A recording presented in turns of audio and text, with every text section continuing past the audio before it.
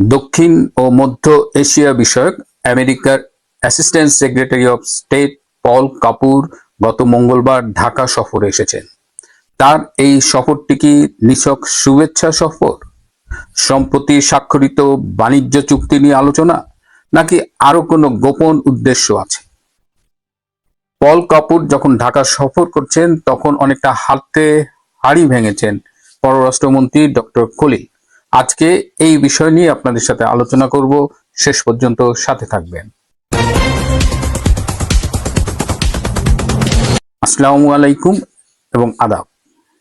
গত মঙ্গলবার দুদিনের সফরে এসেছেন পল কাপুর। তার যে সময় আসার কথা ছিল তার 1.5 ঘন্টা আগে তিনি ঢাকায় পৌঁছেছেন এবং তাকে রিসিভ করবার কথা ছিল পররাষ্ট্রমন্ত্রী ডক্টর খলিলুর রহমানের, কিন্তু 1.5 ঘন্টা আগে আসবার কারণে তাকে এয়ারপোর্টে রিসিভ করেন পররাষ্ট্র মন্ত্রণালয়ের একজন নারী কর্মকর্তা।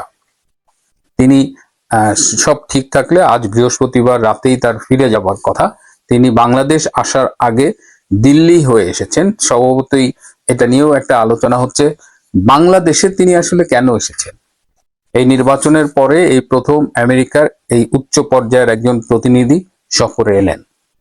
এটা কি স্রেফ শুভেচ্ছা সফর, যেহেতু তিনি দক্ষিণ এশিয়া এবং মধ্য এশিয়ার দায়িত্ব নিয়েছেন এবং তিনি আসেননি দায়িত্ব গ্রহণের পরে, তো ন্যাচারালি বাংলাদেশে কাজের অন্তর্ভুক্ত একটা এলাকা, তো বাংলাদেশে তিনি আসতেই পারেন। তিনি আসার পর থেকেই কর্মব্যস্ত সময় কাটাচ্ছেন, মন্ত্রীদের সাথে দেখা করছেন, বিভিন্ন রাজনৈতিক দলের সাথে তার আজকে দেখা হয়েছে। মন্ত্রীদের সাথে তিনি বাণিজ্য মন্ত্রীর সাথে দেখা করেছেন এবং সেখানে তিনি গত 9 ফেব্রুয়ারি নির্বাচনের আগে তড়িঘড়ি করে আমেরিকার সাথে স্বাক্ষরিত যে বাণিজ্য চুক্তি, যেটা নন ডিসক্লোজার এগ্রিমেন্ট এবং গোপন বাণিজ্য চুক্তি, সেটি স্বাক্ষরিত হয়েছে। সেই চুক্তি নিয়ে তিনি কথা বলেছেন বাংলাদেশের বাণিজ্য মন্ত্রীর সাথে। অনেকেই আমরা প্রশ্ন তুলেছিলাম যে নির্বাচনের আগে একটি অনির্বাচিত সরকার কেন তড়িঘড়ি করে একটা বাণিজ্য চুক্তি করলো, তাও 3 দিন আগে। এটা তো তারা তো ওয়েট করতে পারতো যে নির্বাচিত সরকার এসে এই চুক্তিটা সই করবে। কিন্তু ডক্টর খলিল, বর্তমানে যিনি বিএনপির পররাষ্ট্রমন্ত্রী বিএনপি সরকারের, তিনি কিন্তু হাটে হাড়ি ভেঙে দিয়েছেন। তিনি বলেছেন এই চুক্তিটি স্বাক্ষর করবার আগে আমেরিকার ট্রেড রিপ্রেজেন্টেটিভ বিএনপি এবং জামাতের শীর্ষ নেতৃবৃন্দের সাথে আলাপ করেছে এবং তাদের সম্মতির ভিত্তিতেই ডক্টর ইউনূস সরকারের প্রতিনিধি এই বাণিজ্য চুক্তি স্বাক্ষর করেছে।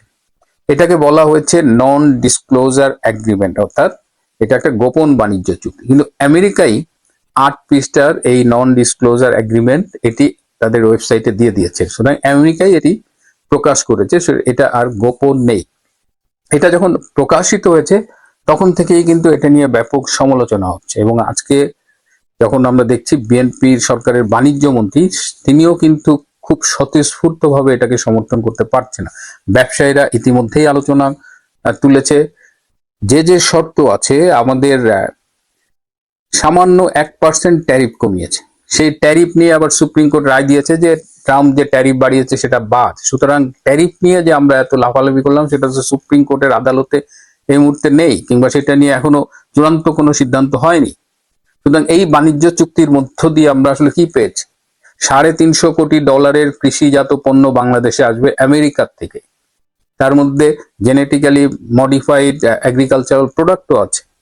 আমার বাংলাদেশের কৃষক, বাংলাদেশের কৃষি তাতে ভবিষ্যতে হুমকির মুখে পড়বে না তার কোনো নিশ্চয়তা নেই, বরং এই আশঙ্কা বা অনেকের মধ্যেই দেখা দিয়েছে যে এর ফলে বাংলাদেশ ক্ষতিগ্রস্ত হবে। আমরা তাদের কাছ থেকে সয়াবিন তেল কিনবো বেশি দামে, আমরা তাদের কাছ থেকে গম কিনবো বেশি দামে, আমরা তাদের কাছ থেকে লিকুইড ন্যাচারাল গ্যাস কিনবো বেশি দামে। তো এত এত দাসখত দিয়ে কেন এই চুক্তিটা সই করলো? এবং এই চুক্তিতে বিএনপি এবং জামাত দুটো পার্টি এগ্রি করেছে। সো এটা যে আমরা ডক্টর ইউনূসকে যে ব্লেম করবো সেই উপায় নেই। অনেকেই বলছেন এটা একটা দাসত্বের চুক্তি করেছে। সারা জীবন তো শুনলাম যে আওয়ামী লীগ সরকার ভারতের সাথে গোলামির চুক্তি করছে, কিন্তু কেউ আজ পর্যন্ত দেখাইতে পারলো না যে আওয়ামী লীগ সরকার কোন চুক্তিটা করেছে যেটা গোলামির চুক্তি ভারতের সাথে। কিন্তু এখন আমরা একদম ক্লিয়ার দেখতে পাচ্ছি শুধুমাত্র ক্ষমতায় যাওয়ার জন্য দেশটাকে বিক্রি করতেও সামান্য দ্বিধান্বিত হলেন না বিএনপি এবং জামাত। আমার খুব শেখ হাসিনার কথা মনে পড়ে। শেখ হাসিনা কিন্তু প্রকাশ্যেই বলে গেছেন যে তিনি সেন্ট মার্টিন দ্বীপ দেবেন না, তিনি দেশের স্বার্থ বিদেশের হাতে বিক্রি করবেন না, আমেরিকার হাতে বিক্রি করবেন না। তো দেশ বেচবেন না বলে যে নেত্রী একটা শক্ত অবস্থান নিল, আজকে সেই নেত্রী নিজেই দেশ ছাড়া, আর যারা দেশটাকে দাসত্বের শৃঙ্খল পরিয়ে ক্ষমতার লোভে সাম্রাজ্যবাদী শক্তির হাতে তুলে দিচ্ছে, তারা আবার ভারত নিয়ে বড় বড় কথা বলেছে অতীতে। এখন কথা হলো যে পল কাপুর কি শুধুমাত্র এই বাণিজ্য চুক্তি আর শুভেচ্ছা সফরের জন্য এসেছে? আরো দুটো সামরিক চুক্তি তারা বাংলাদেশের সাথে স্বাক্ষর করতে চায়। এই দুটো চুক্তির একটি হলো ACSA, acquisition and cross servicing agreement. এই চুক্তির অধীনে আমেরিকা ঢাকা এবং কক্সবাজারের এয়ারপোর্ট ইউজ করতে পারবে, তাদের যুদ্ধ বিমান এবং অন্যান্য বিমানের জ্বালানি রিফুয়েল করতে পারবে। প্রয়োজনে তারা কক্সবাজার এবং কুতুবদিয়ায় সাময়িকভাবে ঘাঁটি করতে পারবে US মেরিন সেনারা। আরেকটা চুক্তি তারা করতে চায় GSOMIA, general security of military information agreement. এই GSOMIA তারা 2019 সালে এবং 2022 সালে দুইবার তারা চেয়েছিল, শেখ হাসিনা সরকারের কাছে প্রস্তাব দিয়েছিল এই চুক্তিটি সই করার। এই চুক্তির অধীনে হলো যে বাংলাদেশ এবং আমেরিকার মধ্যে সকল ধরনের ইন্টেলিজেন্স ইনফরমেশন শেয়ার করা হবে, মানে বাংলাদেশের সব তথ্যে আমেরিকার অ্যাক্সেস থাকবে। এবং মিডল ইস্টে যেসব কান্ট্রি আছে যাদের যেখানে আমেরিকান মিলিটারি বেজ আছে, সব দেশের সাথেই কিন্তু এই আকসা আর GSOMIA চুক্তি স্বাক্ষর করা আছে।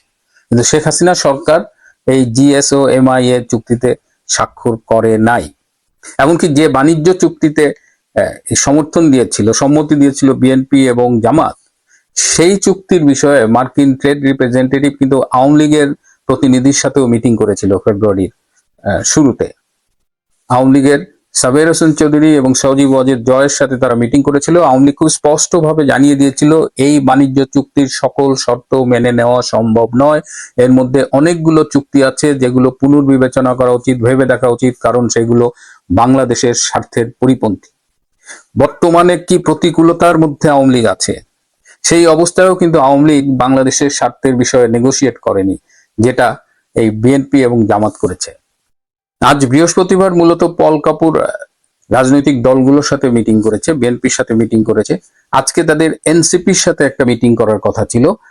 অনেক আগেই, পল কাপুর আসার আগেই তো এই সফরসূচি নির্ধারিত হয়েছিল। তখন ইউনূস সরকার ক্ষমতায় ছিল। ইউনূস সরকারের পক্ষ থেকে একটা ধারণা দেওয়া হয়েছিল যে এনসিপি সংসদ নির্বাচনে অনেকগুলো সিট পাবে, তাদের মধ্যে কয়েকজন মন্ত্রী হবে, তরুণ মন্ত্রী, বিশেষ করে শিক্ষামন্ত্রী, স্বাস্থ্যমন্ত্রী, এরকম একটা ধারণা দিয়ে তাদের সফরসূচিতে রাখা হয়েছিল।